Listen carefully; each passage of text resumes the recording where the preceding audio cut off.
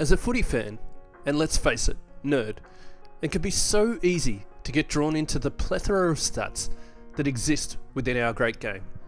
There's the contest game, the clearance battle, the pressure index, the post-stoppage ground ball battle, the territory game, the intercept game, locking it in your front half, tackle efficiency, kicking efficiency, the transition game, scoring from your back half, scoring from turnover, stoppage scores, expected scores, on and on it goes. But does any of it really have a significant bearing on whether your team has the ability to do what we all hope they can achieve? Winning meaningful games in September. I'd been trying to find a model that measures what a great team is, but I was finding it hard to come up with a consistent statistical trend. We've been told forever and a day that it all starts with the contest game, but last year's Premier ranked 9th for contested possession differential, and the Demons ranked 1st.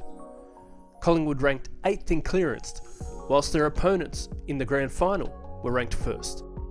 So for all intents and purposes, the Pies were actually an average side around the ball.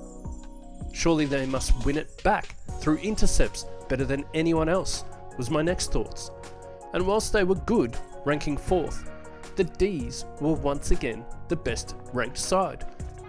Maybe they generate the most inside 50s. Nope, 6th, with Melbourne 1st. The Pies were ranked 2nd for metres gained, but again, they were behind the Demons. So how in the hell did Collingwood go through the 2023 final series undefeated, whilst Melbourne, who was statistically better in almost every category, got bundled out in straight sets? I was starting to believe that perhaps Stephen May was right when he said this. You know, we lose to Collingwood and they go on to win the flag, and it fucking hurts watching that because like we're a better team than them. We should have smoked them, and to sit there on grand final day and watch them, you know, hoist the cup and get the medals, I'm sitting there going, geez, our team's so much better than these guys. I mean, surely there had to be a number, something quantifiable that explained why Collingwood was a better football team than the Demons. And then I found it. So simple and so efficient. But would it stand the test of time? And how did other premiership sides compare? Let's dive in and find out. Welcome to AFL Insight. So just how simple was this discovery I had made? As elementary as it comes. I threw away all the advanced metrics and stripped the game right back to its core. How well do you attack and how well do you defend? And that magic number? Well, it comes from the differential between the two. So in 2023, the Magpies would kick a goal 25.3% of the time that they entered their forward 50. Not enough to lead the league, but well above the competition average of 22.97. Defensively, they would concede a goal on just 20.65% of opposition entries, good for 3rd in the comp. The differential between the two measures of 4.66 easily led the league, with the next best being 2.6. And so what of the D's, who were so dominant statistically, yet couldn't win a final for the 2nd consecutive year? Well, they finished 9th. The Power, who would also be vanquished in straight sets, ranked 13th. So not only was this efficiency data giving proper credence to a great side, it was also pointing out the more fraudulent models as well. I was buoyed even further when I went back to the year previous and ran the numbers.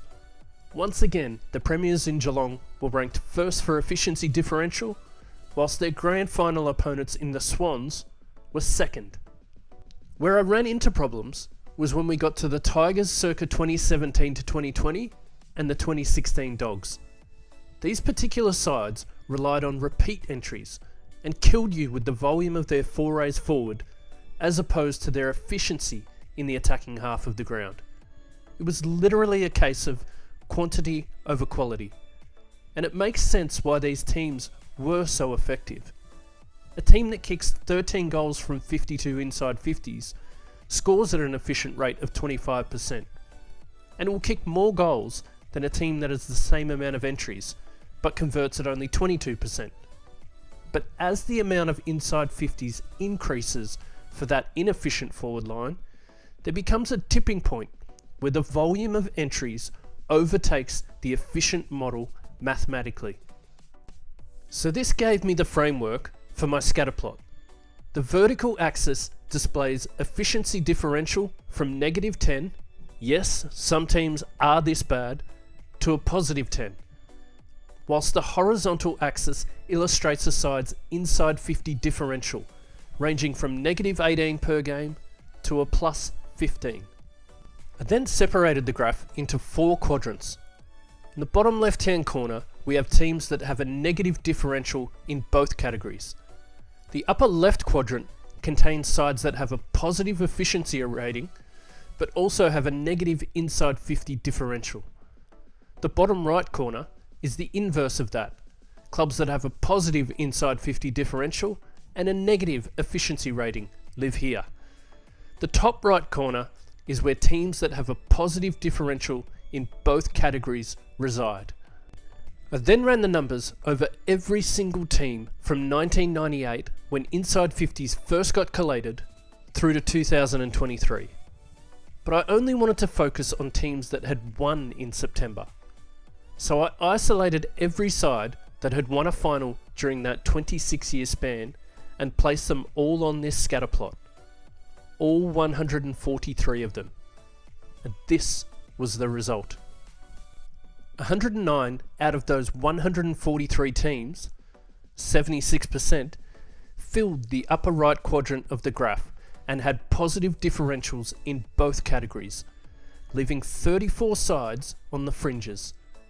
23 teams lived in the upper left quadrant, where their efficiency was stronger, meaning 11 teams relied on their volume of inside 50s. This was a good result, but 75% was nothing to write home about. But then it dawned on me that some pretty average sides finished 6th and 7th on the ladder, and one of them has to win a final every year. So I subtracted those teams out and focused purely on the 4 sides that play in the prelim every year. Out of those 104 teams, 88 finished in our upper right quadrant, a healthy 84.6%. And if we narrow in on some of these 16 prelim teams, not in the positive differential in both categories, we can see some similarities. The top left quadrant contains sides like those experienced North squads that surprisingly made back-to-back prelims in 2014 and 15, or the Tigers of 2001 that came out of nowhere and disappeared just as fast. The teams in the bottom right quadrant are made up more of sides that were young and made a run before they were ready, like the Cats in 04, prior to them becoming a dominant force, or the Pies in 07, before they played in back-to-back grand finals a few years later. There are 4 data points here that don't have labels, and that's because these 4 teams made a grand final. So let's zero in on the best 2 sides from each season next. 48 of our 52 grand finalists reside within the upper right quadrant, good for 92.3%, with our premiers highlighted in yellow and their beaten opponents in orange. So who were these 4 statistical outliers who finished just outside? Our 2 beaten grand finalists were 2 massive underdogs who sensationally beat their heavily favoured opponents in tight contests. The Blues of 1999 and the Giants of 2019, with both proving to be no match for their opponents on grand final day. Whilst our 2 premiers were the Blues opponent in 1999 in the Kangaroos, and of course the biggest statistical outlier in AFL history, the 2016 Dogs. But both of these sides had unbelievable Septembers. The Roos had one of the highest efficiency models of the last quarter century as it was.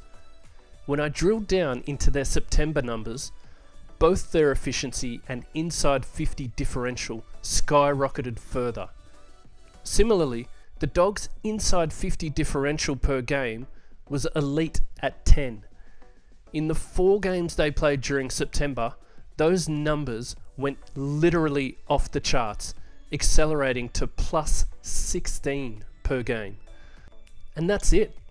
Outside of the two major upsets 20 years apart, and the two premiers whose volume in one of the categories made up for their deficiency in the other, the remaining 48 grand final sides all had a positive differential in both KPIs. And so what of the 2024 season? Are the Swannies truly as dominant as their ladder position suggests? As we can see, the answer is a resounding yes. Their efficiency differential of plus 8.68 overtakes the 2004 Port Adelaide team as the best ever recorded. There are three other teams safely within the upper right quadrant. Fremantle and Geelong were both in the negative for inside 50 differential until this weekend. The Dockers recorded a plus 31 in their demolition of Melbourne, whilst the Cats also got a boost against the struggling Richmond. The Dogs have been on a tear of late. 4 weeks ago, they had a strong efficiency and low inside 50 differential. Despite coming up against top 8 sides in the last 3 weeks, their inside 50s have taken off and are fast approaching 2016 levels. The Blues and Pies sit right on the fringe. Carlton were another team that occupied the upper left quadrant last week, but moved into the grand final zone on the back of a strong performance against the Power, whilst the Pies are hanging in there in the face of adversity. But as we can see, their model is closer to the 2022 version than the premiership numbers of last season. The upper left quadrant has some sides whose efficiency is strong, but they are just not generating the volume of inside 50s required to be a genuine threat. The Giants started the season as strongly as anyone and sat right in the heart of where a team needs to be, but have dropped away significantly over the last 6 weeks. The Demons are another to have lost their early season mojo, and who knows what to make of the Crows. In our bottom right quadrant, we have some teams that occupy the top 4 spots on the ladder, who look cherry ripe to be candidates for straight sets exits in September. The Bombers have been tenacious thus far, but their numbers indicate that they are not yet a serious contender. The Power are a carbon copy of last year, and if we're being honest, almost every year under Ken Hinkley. Power fans, if you're wondering why your team continuously falls at the last few hurdles in September, then look no further. Now, I love where the Suns are, and it seems pretty apt that they are placed alongside those young sides in the Cats and Hawks that won finals before they turned into dynasties a few years later. There seems to be this air of inevitability about the Suns also. In the lower half of the quadrant, we have the Lions, who actually lead the league in inside 50 differential per game, but whose forward half efficiency is atrocious. The Hawks have made their way out of the bottom left quadrant and are absolutely trending in the right direction. No team has ever won a final from the bottom left quadrant, and it is no surprise to see the struggling Saints, Eagles, Roos and Tigers occupying this space. So let's zero in on each team's individual numbers and how they have deviated over the past 6 weeks. The Swans have been so impressive. They have the league's leading forward half efficiency, kicking a goal on 27.29% of inside 50 entries, whilst their defensive efficiency of 18.6% also leads the comp. From a volume standpoint, they rank 6th for inside 50 differential, and a few weeks ago, we saw the Dogs really test them out in this area of the game. Our last piece of data that illustrates just how dominant the Swans have been is point differential. Now, the Dogs rank 2nd in this statistic, averaging plus 16.4 points per week. The difference between them and the 13th ranked side in the Bombers is around 14 points. The difference between the Dogs and the first place Swannies is 18 points. That's how much better they are than their opposition at the moment. The second place Bombers have been steady defensively and have hardly deviated at all, conceding a goal on 23.3% of opposition entries, which ranks 8th. Where they have slowly declined is in their offensive output, ranking 14th, below even the likes of West Coast and North Melbourne. This is the largest efficiency drop-off in the last 7 weeks. Where the Dons have made some massive strides is in the territory game, going from a minus 5.6 to a plus 5.5 in inside 50 differential over a 7-week period. By far the biggest turnaround in this category across that time frame. Whilst the third place Cats remain strong offensively, being one of only 4 teams to kick a goal over a quarter of the time they enter inside 50, their defence has fallen off a cliff over the last 6 weeks. Geelong have gone from being ranked second in this category in round 6 to 7th, the biggest drop-off in this area across the competition. And Port Adelaide ranked 12th for efficiency differential with a negative 1.37. Last season, when they ranked 13th and were knocked out in straight sets, they had an efficiency differential of negative 0.94. Offensively, they ranked 10th, and defensively, they ranked 13th. So how do they sit in the top 4 with below average rankings? The volume of entries they generate.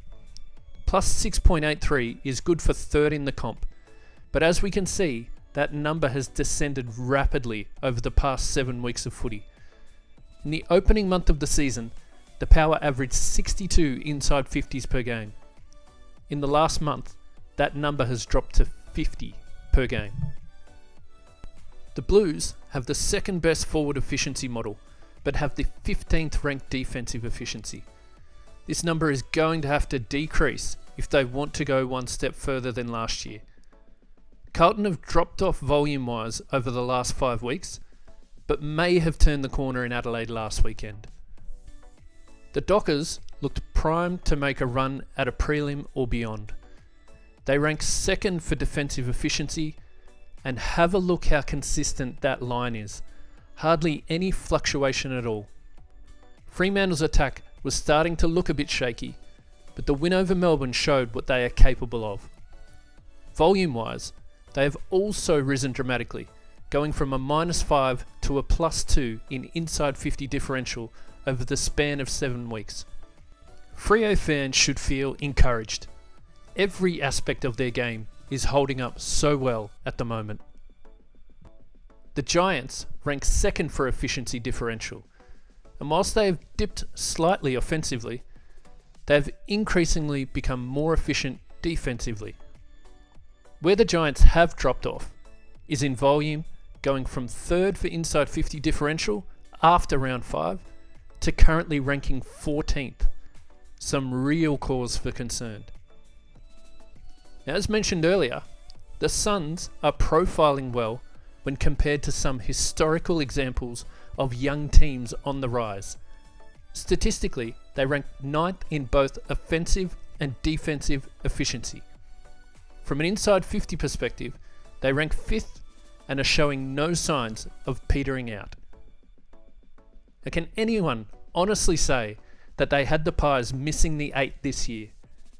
It's a distinct possibility. They've gone from leading the league in efficiency differential last year to 9th this season, the very position they occupy on the ladder. Defensively, they have improved over the last month, but are nowhere near where they were last season and ranked 12th in this measure. Volume-wise, we saw a sharp rise between rounds 5 and 9, but they have just fallen away again over the last 3 weeks as injuries mount up. Some real concerns at the Demons also. After round 6, they had an efficiency differential of plus 6.39, which at the time was higher than the Swans. Since then, that gap has closed significantly and looks set to cross over into a negative differential should this current form continue. Volume-wise, they have been in the negative for inside 50 differential for the majority of the season, a far cry from 2021 when they were at plus 6.84. I've never seen a more dominant 40 minutes of football than the one Melbourne played in the last quarter and a half of that grand final in 21.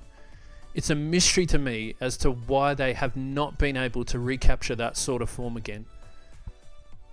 The Dogs are looking dangerous, but as their early season form left them not enough wiggle room.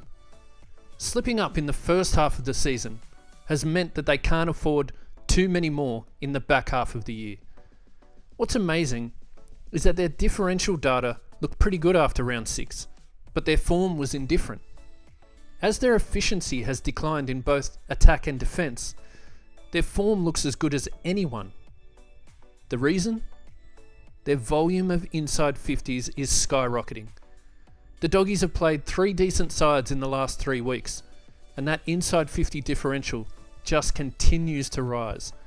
They are starting to approach levels they haven't seen since 2016, but with a tough run home, they might have left their run too late.